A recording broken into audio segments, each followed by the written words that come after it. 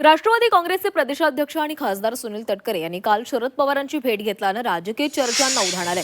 मात्र पवारांच्या भेटीमध्ये कुठलीही राजकीय चर्चा झाली नाही अशी माहिती सुनील तटकरे यांनी दिली आहे. पवारांच्या प्रकृतीची विचारपूस करण्यासाठी सदिच्छा भेट घेतल्याचं स्पष्टीकरण तटकरे यांनी दिलेलं आहे.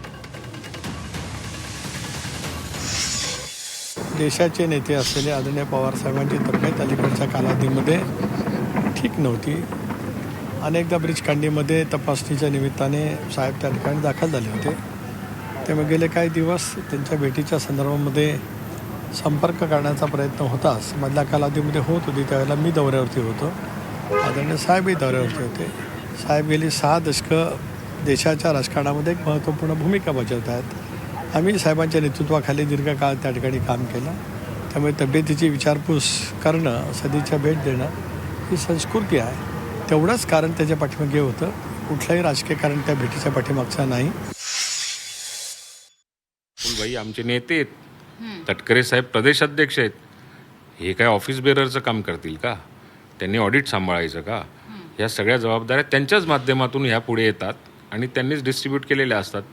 आता त्याच्यामध्ये एखादा टेक्निकल मुद्दा जर का असेल तर तटकरेंनी शरद पवारांची भेट घेतली. त्यांनी सांगितलं की ही राजकीय भेट नव्हती आणि शरद पवारच्या तालमीमध्ये त्यांची सुद्धा वाढ झालेली आहे. अनेक वेळा ते शरद पवारांच्या बरोबर वर्ष त्यांनी काम केलेलं आहे. म्हणून आता तुम्ही त्या राजकीय भेट नव्हती याचा दुसरा अर्थ काय घ्यायचा तो घ्या आणि त्याचे काय निष्कर्ष लावायचे ते लावा.